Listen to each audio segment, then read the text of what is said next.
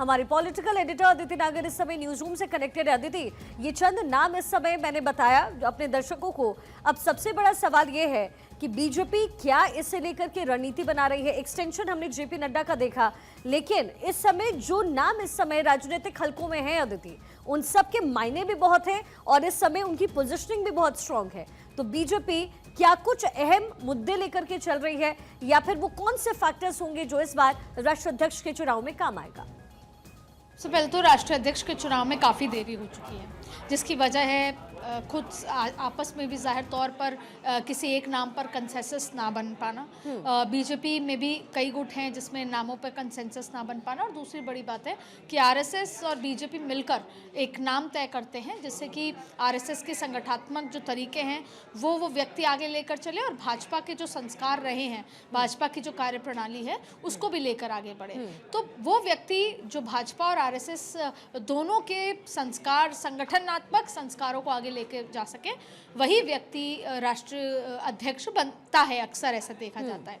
दूसरी बड़ी बात है कि लगभग ये माना जा रहा था कि जो पूरा चुनाव पर्व है वो बहुत देरी के बाद भी चुनाव 2025 में मार्च में कंप्लीट हो जाएगा, लेकिन उसके बाद फिर थोड़ी देरी हुई। उसके बाद 22 अप्रैल को जिस तरीके से जो हमला हुआ पहलगाम पे, फिर जाहिर तौर पे पूरी जो सत्ता संगठन है वो उस पूरी प्रक्रिया में लग गई, तो देरी हो रही है। लेकिन अभी हाल ही के दिनों में देखिए, सबसे पहले तो 21 जुलाई को नया मानसून सत्र शुरू होने वाला है। हालांकि वो एक सरकार का पार्ट है, लेकिन फिर भी ये बताया जा रहा था कि 20 जुलाई तक पार्टी को नया अध्यक्ष मिल सकता है।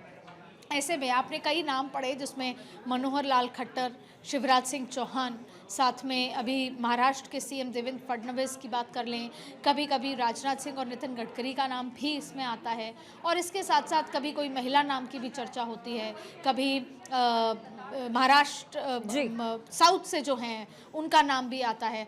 तो अलग अलग जगहों से अलग अलग समीकरण के लिहाज से नाम आ रहे हैं, लेकिन ये नई भारतीय जनता पार्टी है, यहाँ पे सब कुछ सरप्राइज के लिहाज से होता है, और सरप्राइज के लिहाज से होता है इसलिए अभी भी ये माना जा रहा है कि नाम भले ही बहुत सारे चल रहे हों, लेकिन कोई सरप्राइज एलिमेंट आपको यहाँ पर देखने को मिल सकता है। जी, एक्सटेंशंस कई बार हुए अदिति, लेकिन सबसे बड़ा सवाल ये है कि बीजेपी और आरएसएस दोनों को जो भाई वही होगा राष्ट्राध्यक्ष, और ऐसे में जिन नामों की गिनती इस समय चल रही है, खासतौर पर अगर मैं कहूँ देवेंद्र फडणवीस का नाम है जो अभी अभी दोबारा मुख्यमंत्री बनाए गए हैं महाराष्ट्र के, शिवराज सिंह चौहान का हम नाम कहें जो किसानों को एकजुट होकर के जो है आगे बढ़ रहे हैं। ऐसे में जाहिर है इन एक्सटेंशंस के बीच में अगर इनमें से किसी का चुनाव होता है तो फिर इसके पीछे की रणनीति क्या होगी?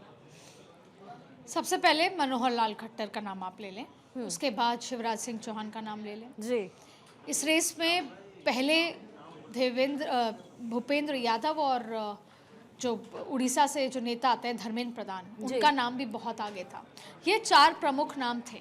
फिर धीरे धीरे देवेंद्र फडणवीस, जो कि महाराष्ट्र चुनाव से पहले भी उनका नाम इस लिस्ट में था, और इसके साथ साथ तमाम नाम है। तो अभी अगर आप ऐसी बात करें तो देखिए, मनोहर लाल खट्टर, मैं आपको एक बहुत महत्वपूर्ण बात बताऊं कि प्रधानमंत्री नरेंद्र मोदी के अगर कोई 2 फेवरेट मुख्यमंत्री रहे हैं तो वो थे मनोहर लाल खट्टर और रघुवर दास, जो झारखंड के मुख्यमंत्री थे। जी। अक्सर कई बार उनकी कार्यप्रणाली की तारीफ ऑन रिकॉर्ड ऑफ रिकॉर्ड प्रधानमंत्री कर चुके हैं। मनोहर लाल खट्टर के साथ उनका पुराना बहुत लंबा कार्य का वो भी रहा है, जब वो संगठन हिमाचल और अलग अलग जगह थे तब साथ में उन्होंने मनोहर लाल खट्टर के साथ काम किया। प्रधानमंत्री मोदी ने उनको उनकी शक्तियां पता है।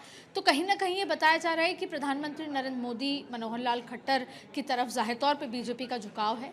तो और मनोहर लाल खट्टर के साथ अगर कोई सिर्फ एक नेगेटिव पॉइंट है तो वो है उनकी उम्र, क्योंकि अगर आप पहले देखें जेपी नड्डा, तो वो उनकी उम्र प्रवास के लिए तमाम तरीके की, बीजेपी एट लेंथ काम करती है, बीजेपी के लिए कोई 9 से 5 की शिफ्ट नहीं होती है, वो 24-24 घंटे कई बार काम करते हैं, लगातार साल भर का प्रवास रहता है।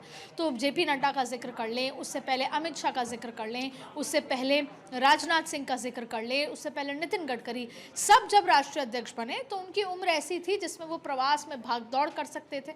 लेकिन मनोहर लाल खट्टर 75 साल के हैं, तो एक बड़ा सवाल केवल उनके प्रवास से रिलेटेड कि क्या वो इतना एक्सटेंसिव प्रवास, क्योंकि उन्हीं की फिर अध्यक्षता में आने वाले 10 महीने के चुनाव भी होंगे, और ना सिर्फ 10 महीने के, 2029 का लोकसभा का चुनाव भी फिर उसी व्यक्ति के अध्यक्षता में होगा। उसके अलावा मनोहर लाल खट्टर पंजाबी हैं, हरियाणा से आते हैं, पंजाबी हैं, एक बड़ा उस तरह का फैक्टर है, क्योंकि ओबीसी एक बड़ा फैक्टर है जो नरेंद्र मोदी हैं, तो फिर जनरल कास्ट से किसको लिया जाए? जेपी नड्डा भी जनरल कास्ट से थे। उसके अलावा देखिए कि उनको संगठनात्मक शक्तियाँ पता है, संगठन का कार्य के बहुत अच्छा एक्सपीरियंस है। फिर बात करते हैं, मनोहर खट्टर हो गया, फिर हम बात करते हैं शिवराज सिंह चौहान। शिवराज सिंह चौहान आरएसएस की पसंद हैं। शिवराज सिंह चौहान नए और पुरानी भाजपा के बीच का वो जैसे कहें प्रोडक्ट हैं, जो नई भाजपा और पुरानी भाजपा दोनों के काम करने के तरीके को समझते हैं। शिवराज सिंह चौहान बीजेपी की कार्यप्रणाली को समझते हैं। शिवराज सिंह चौहान उन उद्देश्यों को समझते हैं जिसकी वजह से आरएसएस को मात्र संगठन कहा जाता है। तो जाहिर तौर पे शिवराज सिंह चौहान के स्टेक्स मतलब जो नाम है, परसेंटेज है, वो बहुत रेस में आगे है, और आरएसएस भी उनका लगातार जो है उनको बैक करे जा रहा है। और शिवराज सिंह चौहान को जो लंबा कार्यकाल रहा है, चाहे सत्ता में चाहे संगठन में, वो उनको इस पोस्ट के लिए बहुत ज़्यादा उस लिहाज से रेस में आगे रखता है। फिर अगर हम बात करते हैं धर्मेंद्र प्रधान और भूपेंद्र यादव, दोनों की ही संगठनात्मक शक्तियों के वजह से कई राज्यों में भारतीय जनता पार्टी ने सत्ता का परचम लहराया है, और दोनों ही नरेंद्र मोदी, अमित शाह के काम करने के तरीके को समझते हैं।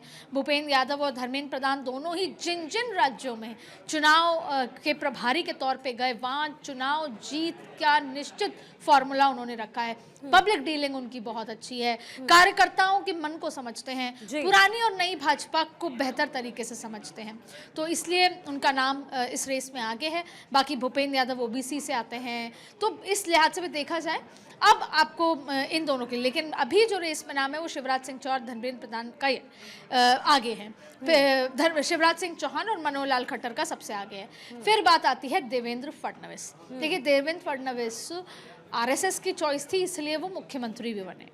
जी जी। देवेंद्र फडणवीस डिप्टी सीएम भी इसलिए बने कि आरएसएस, जाहिर तौर पे महाराष्ट्र में उस समय ऐसे समीकरण थे, नहीं तो अक्सर ऐसा होता है सीएम के बाद डिप्टी सीएम नहीं बनते, लेकिन वो संगठन को सर्वोपरि मानकर जो जो संगठन कहता है वो करते आए।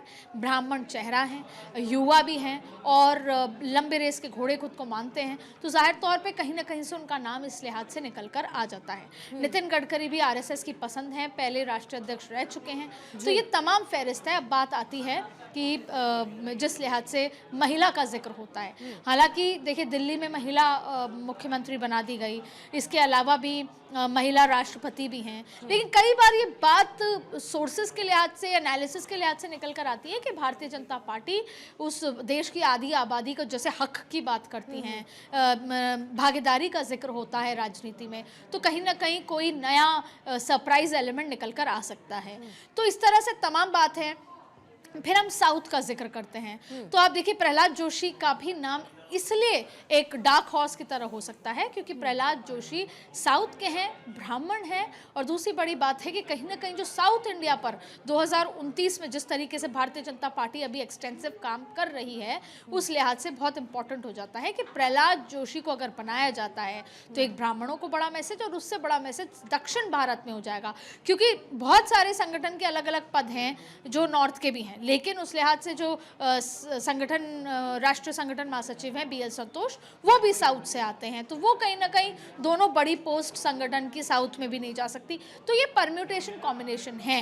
तो इस लिहाज से देखा जाए तो ये तमाम वो नाम हैं जो रेस में सबसे आगे हैं। लेकिन अंत में एक बात कहूंगी कि ये भारतीय जनता पार्टी है, यहाँ सरप्राइज एलिमेंट बहुत होता है, तो हो सकता है हम तमाम उन लोगों की बात कर रहे हैं, लेकिन कोई एक नया चेहरा, जैसे कि रेखा गुप्ता निकल आई थी, एक नया चेहरा राष्ट्रीय अध्यक्ष की रेस में भी कोई नया चेहरा निकल आए।